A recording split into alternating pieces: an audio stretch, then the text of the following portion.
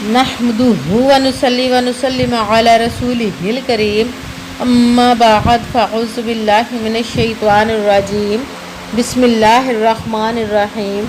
मेरे मुअज़्ज़ज़ सामाईन इकराम, अस्सलामु अलैकुम व रहमतुल्लाहि व बरकातुहू। मैं अपने रब्बे कायनात से ये दुआ करती हूँ कि मेरे जितने भी सुनने वाले हैं, रब्बे कायनात सबको सेहतमंद, तंदुरुस्त और लंबी ज़िंदगियाँ अता फ़रमाए। हम सब की हर मुश्किलों, परेशानियों, तंगदस्तियों में मेरा रब्बे कायनात हमारी मदद अता फ़रमाए। हमें ज़हनी, रूहानी, जिस्मानी अज़ियत और तकलीफ़ और बीमारियों से निजात अता फ़रमाए। हमें ज़हनी और रूहानी सुकून अता फ़रमाए। हमें बीमार दुनिया से बचाकर बीमार मदीना बनाए। और जो हम सब के हक़ों में बेहतर है, मेरा रब्बे कायनात हमारे लिए वो अता फ़रमाए। और जो हमारे हक़ों में बेहतर नहीं, उसका ख्याल भी हम सब के दिलों से निकाल दे और हम सबको अपनी रज़ा पर राज़ी रहने वाला बना दे। आमीन सुमा आमीन। माशाल्लाह से आज 18 मुहर्रमुल हराम जुमेरात का दिन है। आज के दिन जो मैं आप लोगों के लिए वजीफ़ा लेकर आई हूँ वो है या वहाबू और सूरत कौसर का छोटा सा वजीफ़ा है, मगर इतना पावरफुल है कि सूरत की रोशनी से भी ज़्यादा तेज़ है। इसको ज़रूर पढ़िएगा और पढ़कर अपनी तकदीर को बदल लीजिएगा। ये बहुत ही ख़ास वजीफ़ा, मुजर्रब वजीफ़ा है।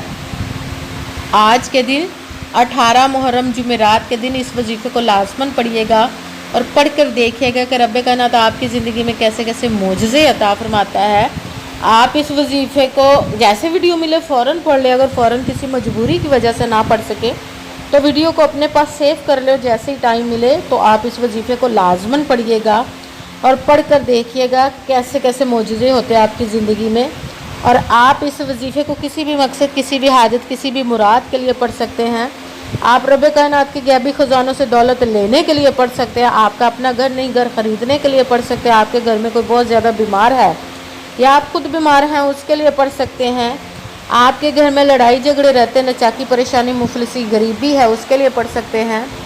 आपके घर में कोई बहुत ज़्यादा बीमार है या आप खुद बीमार है, उसके लिए पढ़ सकते हैं। आप पर बहुत ज़्यादा कर्ज है, उतरने का सबब नहीं बन रहा, उसके लिए पढ़ सकते हैं।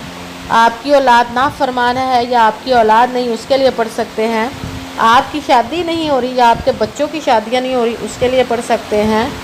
आपके पास अच्छी जॉब नहीं, जॉब लेने के लिए पढ़ सकते हैं। आपका अच्छा भला कारोबार चलता हुआ अचानक से बंद हो गया, उसके लिए पढ़ सकते हैं। आपकी ज़िंदगी में, आपके घर में सुकून नहीं, आपके कारोबार में, रिज़्क़ में, दौलत में बरकत नहीं, उसके लिए पढ़ सकते हैं।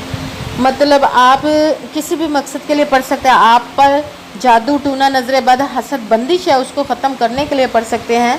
आप किसी भी मकसद, किसी भी हाजत, किसी भी मुराद के लिए पढ़ सकते हैं। मगर जब पढ़ने लगे तो रब्बे कायनात की ज़ात पाक पर यकीन कामिल रख के पढ़िएगा। कहते हैं कि यकीन कामिल होता है, पीर कामिल नहीं होता। और अच्छी नीयत रख के पढ़िएगा कि रब्बे कायनात कुरान पाक में इरशाद फरमाता है, इन्नमल अमालु बिन्नियात, कि जो अमलों का दारोमदार होता है वो नीयतों पर होता है। अगर हमारी नीयत अच्छी है तो हमारा अमल भी अच्छा होता है, और अगर हमारी नीयत ही अच्छी नहीं तो हमारा अमल भी अच्छा नहीं होता। चाहे हम जितनी मर्ज़ी मेहनत कर ले, जितनी मर्ज़ी कोशिश कर ले, हमें उसका अजर, उसका फल नहीं मिलता, कामयाबी नहीं मिलती। इसलिए आपने अच्छी नीयत रख के, पुख्ता यकीन रख के और 5 वक़्त की नमाज की पाबंदी लाजमी रखनी। फिर इस वजीफ़े को कीजिएगा और वजीफ़ा करते वक्त आपके दिलों में, जहनों में ऐसा वसवसा नहीं आना चाहिए कि हम ये अमल तो कर रहे हैं, पता नहीं हमें कामयाबी मिले या ना मिले। ऐसा हो नहीं सकता कि हम रब्बे कायनात के किसी इस्म का या कलाम पाक का वजीफ़ा करें और हमें कामयाबी ना मिले। ये हमारे ईमान की कमज़ोरी, जिसकी वजह से हमें नाकामी मिलती है।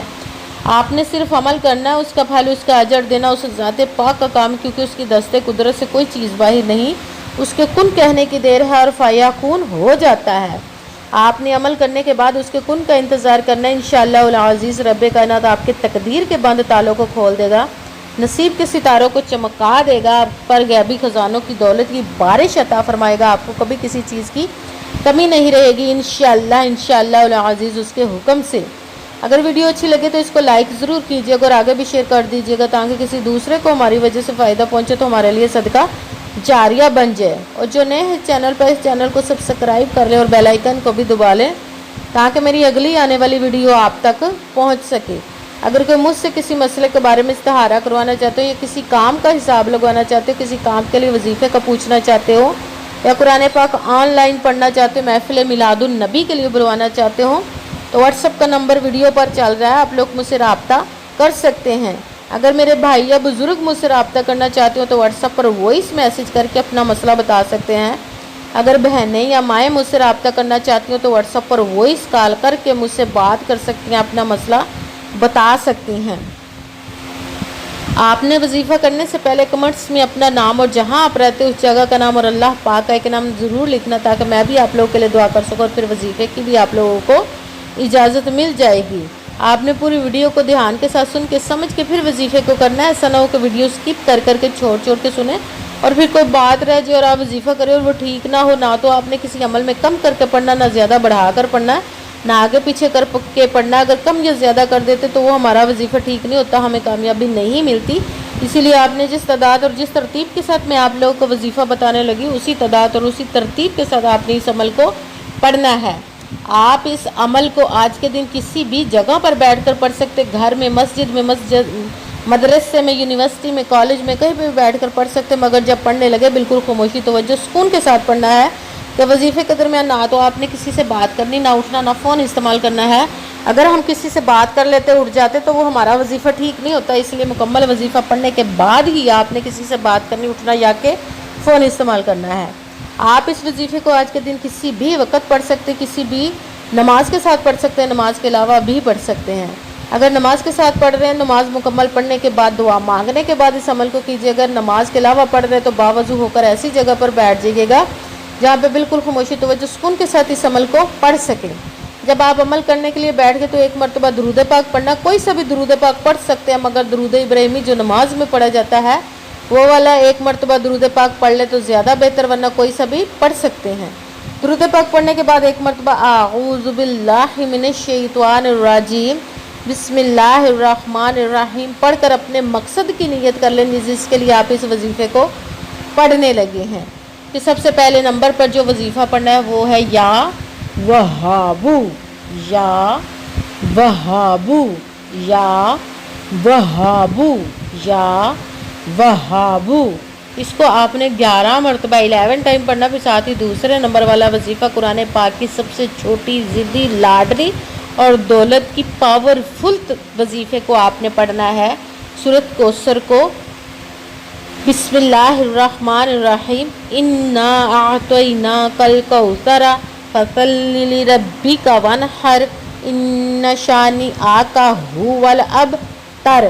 بسم اللہ الرحمن الرحیم انا اعطیناک الکوثر فصل لربک وانحر ان شانئک ھو الابتر۔ سورۃ کوثر کو 21 مرتبہ 21 ٹائم پڑھنا، بھی ساتھ ہی تیسرے نمبر والا وظیفہ قرآن پاک کی ایک آیت کا وظیفہ، کچھ حصے کا، الحمدللہ یا ربی، الحمدللہ یا ربی، الحمدللہ یا ربی، الحمدللہ یا ربی۔ اس کو آپ نے 41 مرتبہ 41 ٹائم پڑھنا ہے۔ سب سے پہلے ایک مرتبہ درود پاک پڑھا، پھر ایک مرتبہ اعوذ باللہ من الشیطان الرجیم بسم اللہ الرحمن الرحیم پڑھ کر اپنے مقصد کی نیت کر لینے جس کے لیے آپ وظیفے کو پڑھنے لگے۔ پھر پہلے نمبر پر جو وظیفہ پڑھنا وہ ہے یا وہابو، اس کو آپ نے 11 مرتبہ 11 ٹائم پڑھنا، پھر ساتھ دوسرے نمبر والا وظیفہ سورۃ کوثر کا، بسم اللہ الرحمن الرحیم انا اعطیناک الکوثر فصل لربک وانحر ان شانئک ھو الابتر۔ سورۃ کوثر کو آپ نے 21 مرتبہ 21 ٹائم پڑھنا، پھر ساتھ ہی تیسرے نمبر والا وظیفہ الحمدللہ یا ربی، اس کو آپ نے 41 مرتبہ 41 ٹائم پڑھنا، پھر وہی درود پاک پڑھنا جو درود پاک آپ نے وظیفہ شروع کرنے سے پہلے پڑھا تھا۔ جب درود پاک پڑھ لیا، اب آپ کا وظیفہ مکمل ہو گیا، اب آپ نے دونوں ہاتھوں کو رب کائنات کی بارگاہ اقدس میں بلند کر لینا۔ سب سے پہلے اپنے گناہوں کی بخشش کی دعا مانگنی، پھر جس مقصد جس حاجت کے لیے آپ نے اس وظیفے کو کیا اس کی خوب دعا کیجیے گا، دعاؤں میں مجھے بھی یاد رکھیے گا، میرے لیے بھی دعا کیجیے گا، جزاک اللہ خیرہ۔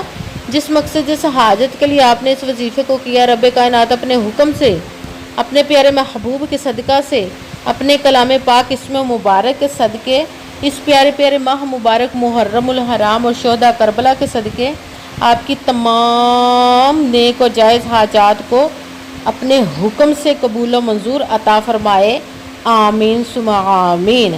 السلام علیکم ورحمۃ اللہ وبرکاتہ۔